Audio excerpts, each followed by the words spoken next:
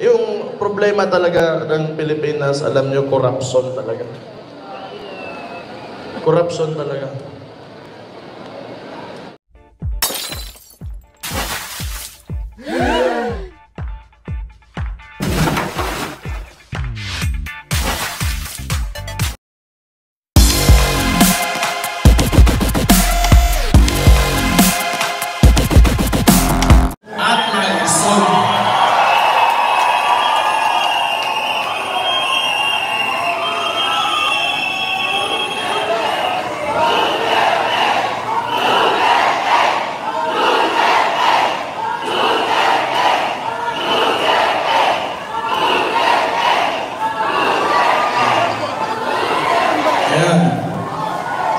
So, ito na nga yung sinabi ko galing pa sa, doon sa simula pa lang, nung paglabas ko sa Leaders Forum, pang ng Maiso. Lahat ito, tayong lahat ngayon, ay kagagawan lamang ng isang tao. And who is responsible kung bakit tayo nandito ngayon? Nagsasama-sama at gusto mag-express ng mga sentiments natin. Sinabi ko yan, simula pa lang, wala sanang ganito kung maayos na yung presidente natin.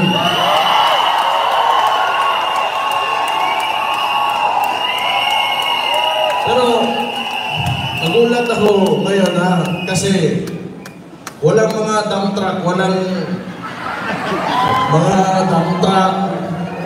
Hindi nila kinaya yung mga Kapampangan. Putang ina, tunay na maisog yung Kapampangan.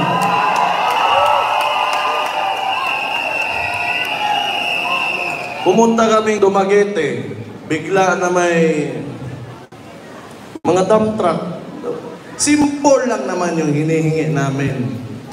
Hindi naman siguro lahat ng tao o may tao sa mundong ito na tama lahat ng ginagawa. Yung gusto lang natin is the right to express ourselves. At yun na lang yung hinihingi natin, ayaw pa.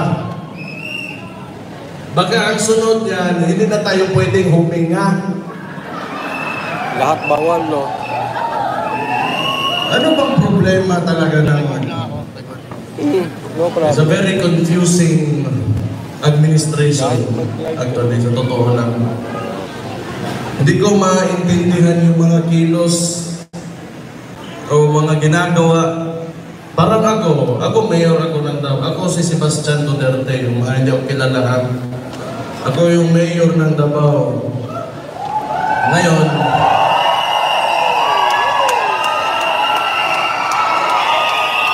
wala pa ako sinasabi. Sandali lang, pagsalitain na naman ako. Yung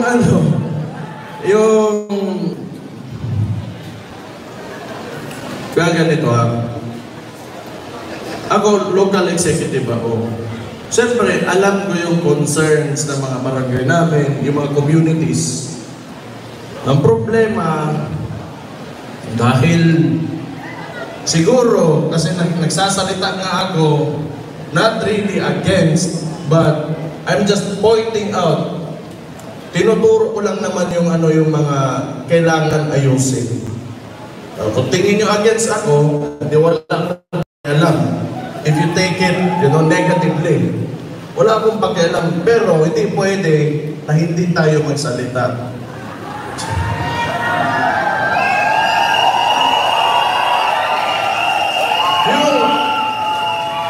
Hindi ito rule of a single person. It's demokrasya tayo eh. It is the rule of the majority. Hindi ibig sabihin kung anong gusto mo mangyari o gawin mo, yun na yung mangyayari dyan. Kailangan mong pakinggan yung boses o ano yung mga sentimento talaga ng mga tao. And unfortunately now, that is not happening. How can you govern a state or a nation if you do not listen to the majority?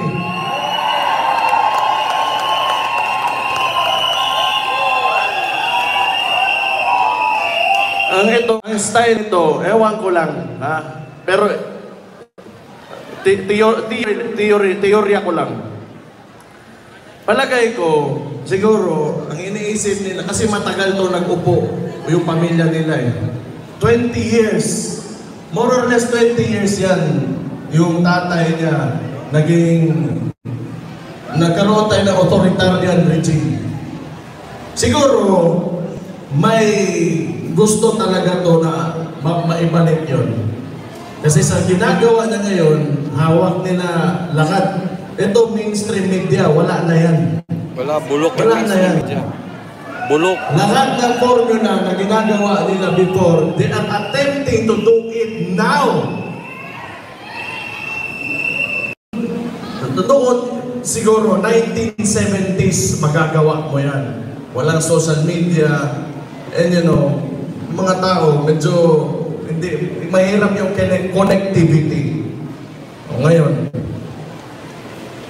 sinusubukan na naman nila ulit. Ang gusto niyan, monarkiya. Yung nagsimula talaga yan, yung hakbang ng maisog, pagkatapos no, people's initiative nila. Gusto nila ng charter change so that they can perpetuate their position hanggang sa kailan nila, hanggang sa mamatay na lang tayo lahat.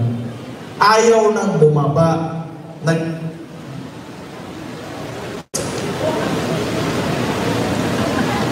Hindi, kaya nga, naiisip ko, talaga bang walang hiya? Na sobrang walang hiya talaga? O tanga? Baka tanga.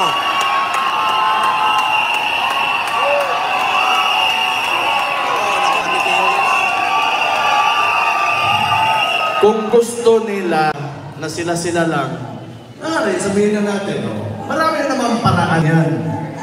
Kung gusto nilang ayaw bumaba, o gusto nila sa kanila pa rin yung susunod na maging presidente, kanilang manok. O di, magtrabaho ka. Bakit mo utuin yung mga tao, papipirmahin mo, tapos magbibigay ka ng ayuda na may mukha nyo pa? Naku, si Tamo.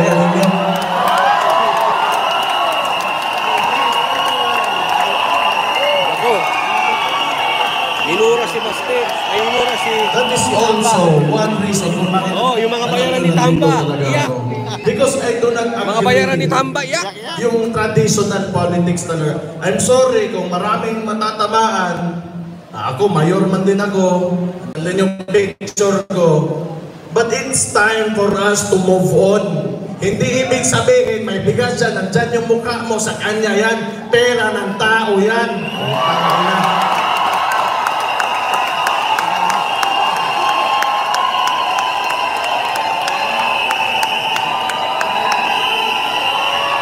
Alam nyo, pag lagi tayong nandito sa cycle na yan, yung mga practices talaga ng Philippine politics, pa-picture-picture, kahit may magbigay ng pera sa mga kailangan, may picture talaga nakaabot, ipopost, kunwari sa kanya yung pera na yun, hindi naman talaga. Huwag na kayong maniwala sa ganon. Kailangan, we have to go beyond that. Richard. Lagi mukha. Nasa bigas. Iyak yung mga binayaran. Iyak yung mga Tamba vloggers dyan.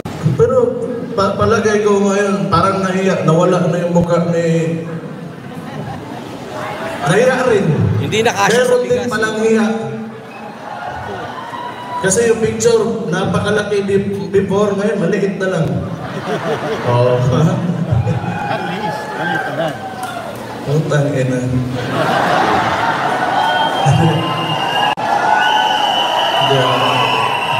Excuse me for my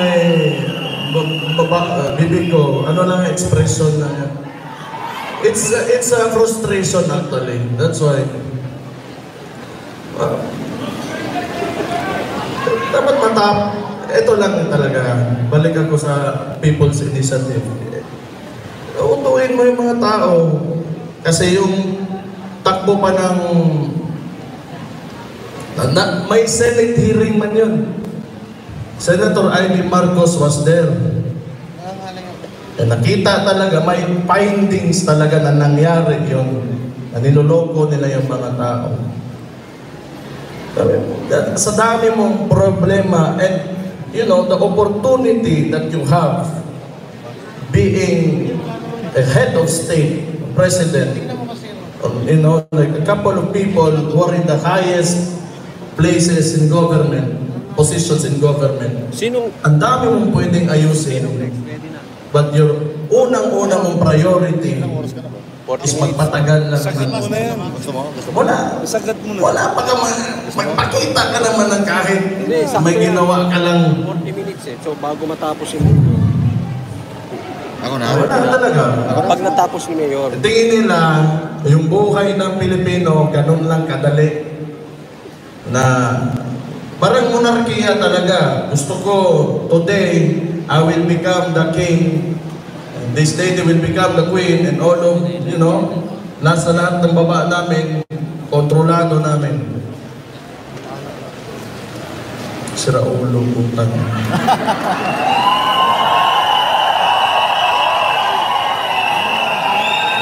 Tingin nyo ba normal yan? Abnoy, halata naman sa mukha. Kaya nga, either makapal talaga yung mukha mo na ayaw mo dumaan ng election or tanga ka. Hindi ako ang nagsabi nun.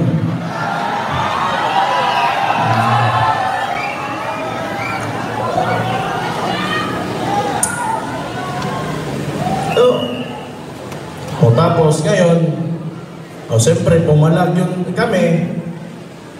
May mga ibang probinsya din. Yung si Governor Hubahib, yung Davao del Norte. So, nagparali sa doon. Anong ginawa ng mga gago? Sinuspende. Actually, I'm really surprised kung bakit hindi pa ako suspended ngayon.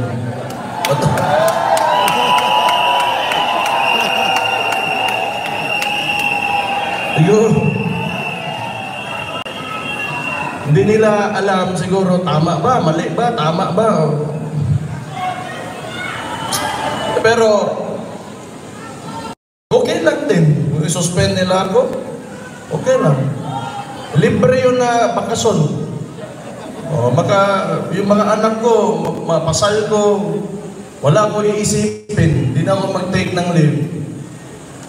Pero, you know, rumors lang din naman yan.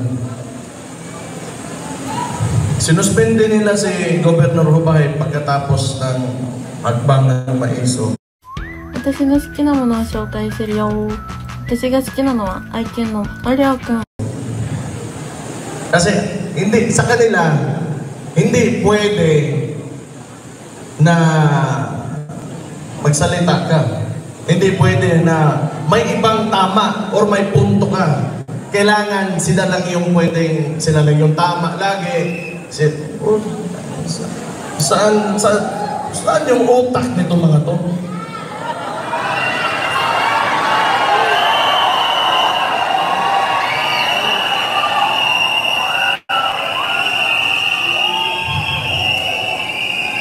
Pumunta kami ng Bulacan, ang hagbang ng Maisog, nag-attempt sa Bulacan, hindi natuloy, ang dami nilang exhibition, gamit pa yung mga tao sa gobyerno. Sa Dumaguete, it was the same thing. Pumunta kami ng hagbang ng Maisog, andon, kasama si former President Rodrigo Roa Duterte, nilagyan nila ng mga truck yung part kung saan dapat yung demonstration.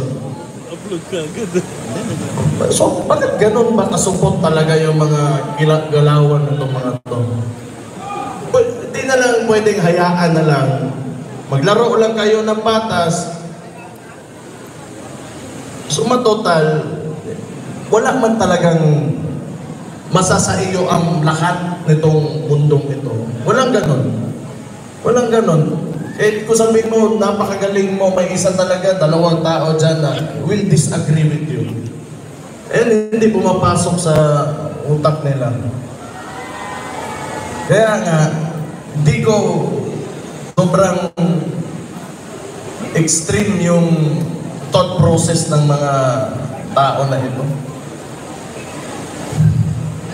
Pagkatapos Dumaguete, so kailangan naming lumabas, lumipat, yung mga tao naglakad papunta sa ibang part kung saan tinuloy yung demonstration.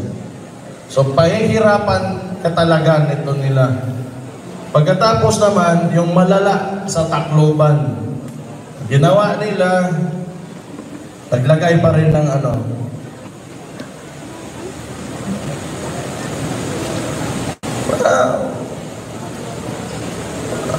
tingin ko lang masyadong may insecurity itong administration na ito. Kasi really confident with what you are doing, ano yung trabaho mo at sa mga ginagawa mo, maayos ka naman.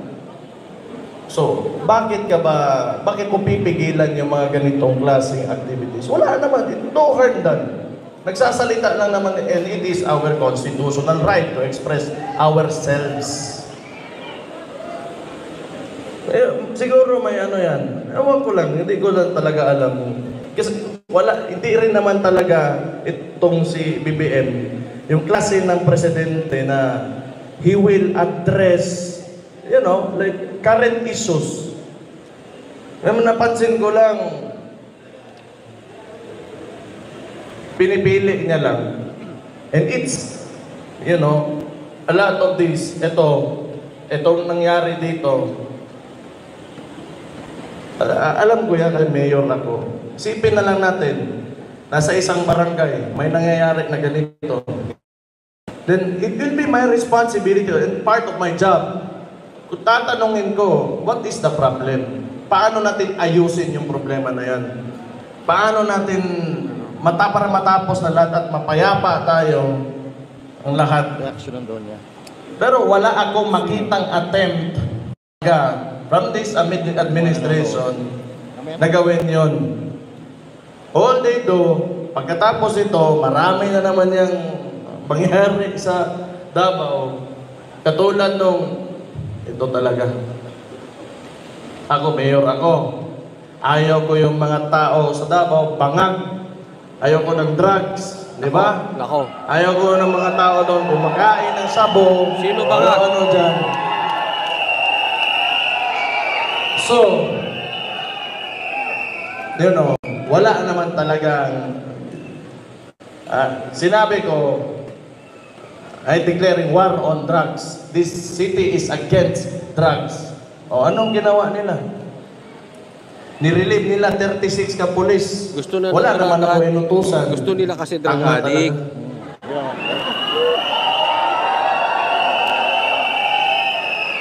Kung yun. Kaya nga, sobrang, it's really confusing. Hindi naman masama yung intention mo na iba talaga. siguro masama kung involved ka in illegal drugs. But, you know, for the people na ayaw nila na kumain ng sabo yung anak nila, yung kapatid nila, ayaw nila mag-shrink yung utak. Bakit? Why is it an issue for itong DILG? Bakit ang dami yung maniobra para pakialam nyo ba kung yan yung platform ng Davao City? Ayaw namin talaga ng droga. Eh gusto nga nila ng droga. Gusto nila ng bangag. What? So, does it mean that you are supporting illegal drugs?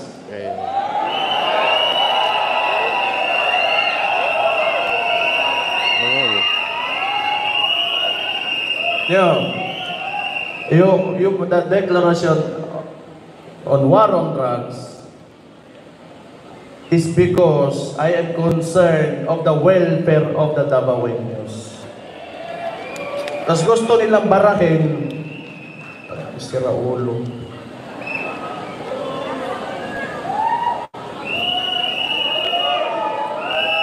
Ang daming, tapos, eto pa, ang nangyari doon, Soledad Mueller. ang ginawa nila kang sa property ni Pastor Kibuloy, Ako, yan na. ito, this is a very recent one.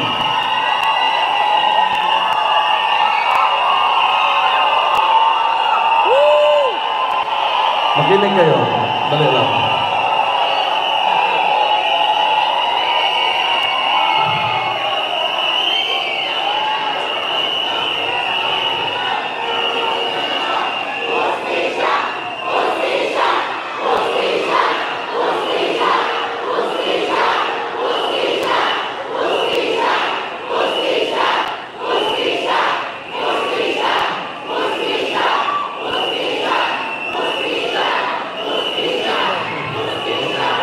Tama talaga.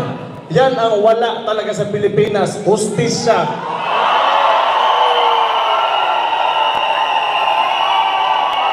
Mr. President, pakinggan mo yung mga tao mo.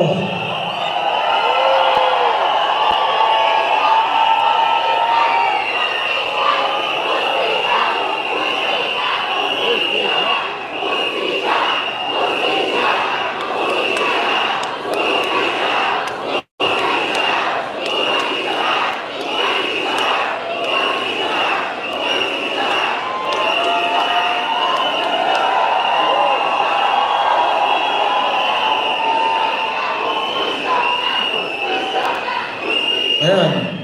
Oh, kaninong kagagawan to? Huwag nyo sabihin yung regional director. Oh, huwag nyo sabihin ako. Huwag nyo sabihin yung Chief PNP. Tatlong rehiyon ng mga police andon just to apprehend one person. OA, no? Excessive show of force talaga. What? Are you trying to intimidate us?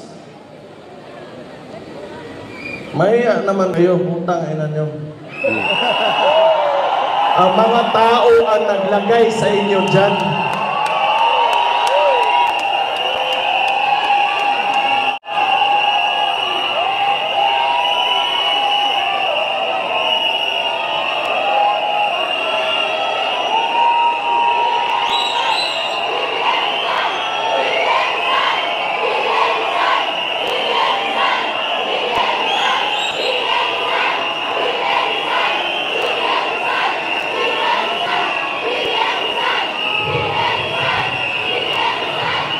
Tapos ngayon, ang ginawa nila, imagine this. Pagkatapos ng mangyari yon, hindi siguro nila nakuha yung gusto nila, nirelieve nila yung mga polis na sila rin naman nag-utos. Sira ulo talaga. Moro-moro ang animal, no? Drama-drama nyo, mga gago. Sira ulo. Sira ulo. Kinontradict lang nila yung kagagawan nila. Kinokontradict lang talaga nila sarili nila. Kasi papalabas nila, wala naman talaga itong ginagawa, itong administration na to. Alam nyo saan magaling to? PR lang. Lagi lang, kasi hawak nila sa mainstream media. Lagi, gusto nilang utukin yung sarili nila na everything is alright and walang problema. Yan lang talaga. O, sige.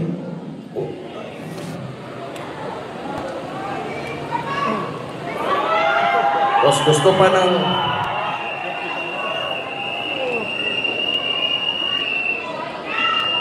Ngayon, gusto pa ng gulo with China. Pwede ka naman, you can approach, the best way to approach especially pag territorial conflict, is through diplomacy talaga yan. Sino ba naman gusto nga makipagpatayan ka dyan? Nagsalita na nga yun dito kanina. Andito yun, di ba? Yung fisherman natin na galing na sa kanya sa sarili nilang press conference at sinabi sa mukha nila talaga na noon, nakakapagpangisda pa sila doon, ngayon, mas nahihirapan sila. Huwag niyo sabihin, bayad yun.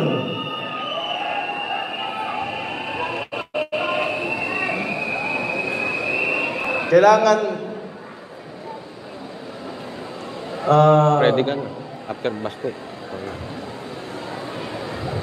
may naalala lang ako. Buti pa kayo, mga ordinaryong Pilipino, mga Kapampangan, at saka yung mga dumayo dito. Hindi kayo takot.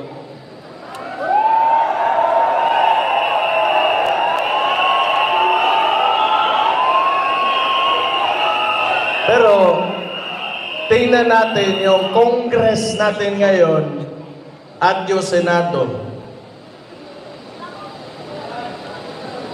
May maisog ba? Ni isa wala. Sabagay, legislatura, mukhang pera talaga yung mga yan. Yun, sa pool. Sa pool. Sana wag lang sila magalit kasi totoo naman. Mukhang pera na. Di siguro lahat, pero mukhang pera yung mga yan.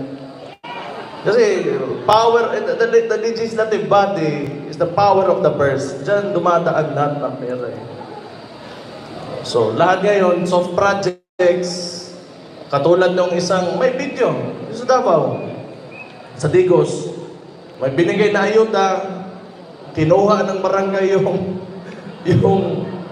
8,000, ang binigay doon sa recipient is only 2,000. So, you know, pag soft projects talaga, mabilis lang yan. And they are all funneling the budget on soft projects. So, kayo na bahala mag-isip kung ano yan.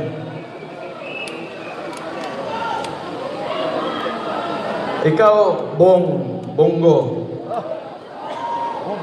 Bongo. Nako, bongo na. Kumpare ta ka. Bongo, Pero kung alam ko lang pala na magkakaganito, yung mga tao, yung nagboto kami, mga tabawin nyo, nagboto kami sa imuhabok. Kung alam ko lang na ganito lang pala yung gagawin mo, sana hindi na lang. Hindi na nalatan. Lagot. Sa totoo lang, ako, yung iniidolo ko talagang senador, si Miriam Defensor Santiago, dalhin nila. Purya hiskot lang kasi wala na yung tao, pero iniidolo ko talaga. Yun talaga yung hero ko. Pero unfortunately for us, mas napabilib pa ako nitong si Risa Conteveros kaysa ni Bong. Kasi ever since talaga, nasa previous Kinuwento ko na sa'yo, administration, yung previous administration, kalaban yan hanggang ngayon consistent yan at di talaga natatakot yan. Pero, you know, maglalagay tayo ng mga you have time pare, Bong, na kahit you have time to redeem yourselves. Ihatag na ipakita sa MOA that you will stand by the Filipino people.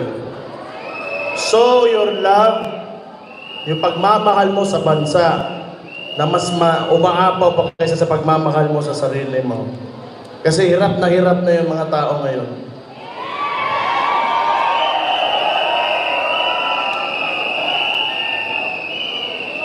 Ikaw ba naman, promisan ka ng 20 pesos na bigas?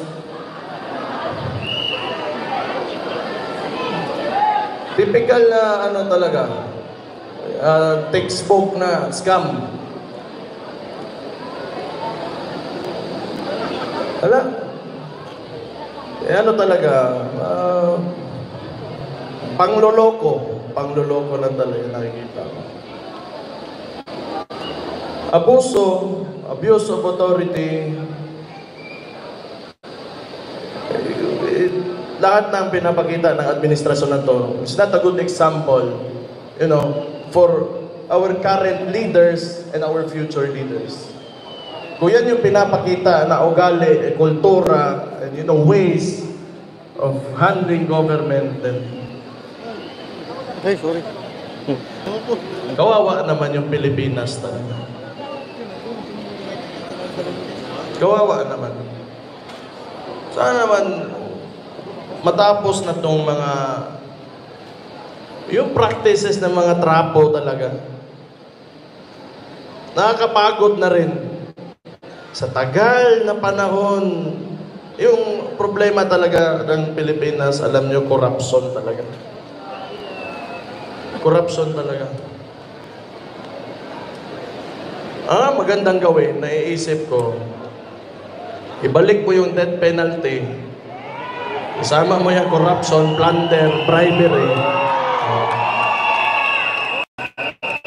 Tingnan natin kung may tatakbo ba dyan sa Congress at Senado na yan.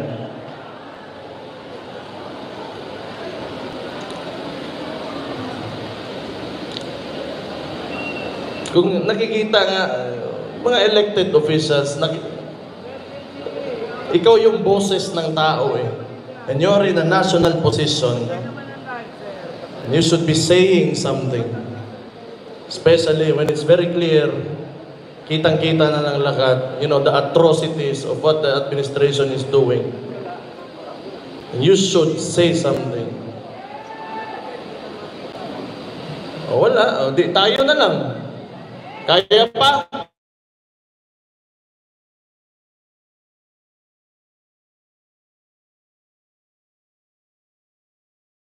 Alam nyo, hindi ako naniniwala na hindi kaya talaga ng Pilipino. Kailangan lang talaga may faith lang kayo, may paniniwala lang kayo na maiangat talaga natin yung bansa natin. Kasi kung hindi, wala sana tayo ngayon dito. Kasi mas gusto pa natin na mas maganda pa talagang kinabukasan para sa ating lahat, sa bawat Pilipino. And thank you for being with me tonight dito sa Pampanga, sa Hakbang ng Maisog.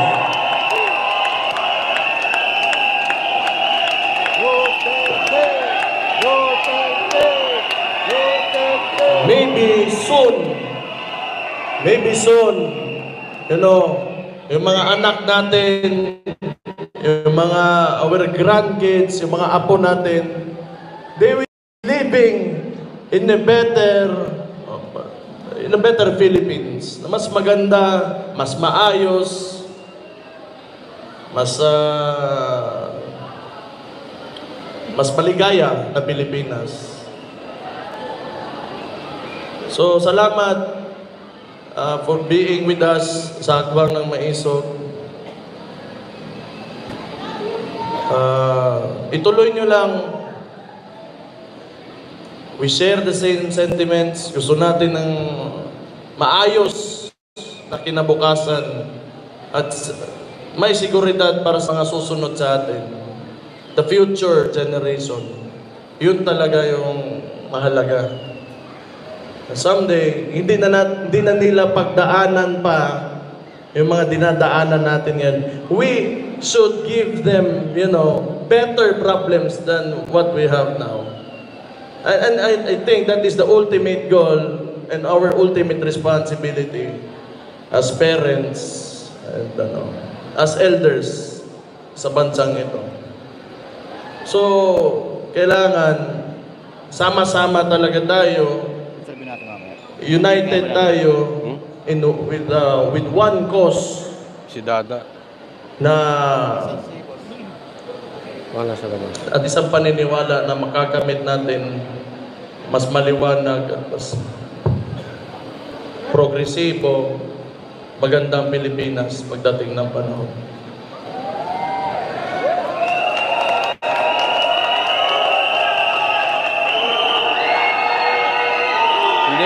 Inconsistent daw.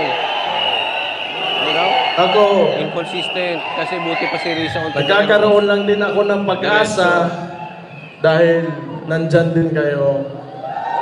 Hindi rin kayo, huwag kayo mawawalan ng pag-asa.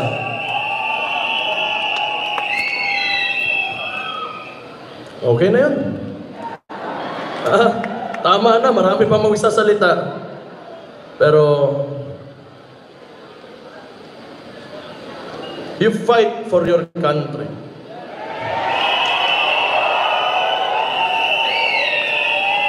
Because as it seems now, nobody is, kundi tayo lang mga tao na nandito sa mababa lang. So we will fight for that. And no one, sa nakikita ko, sa politika ng Pilipinas,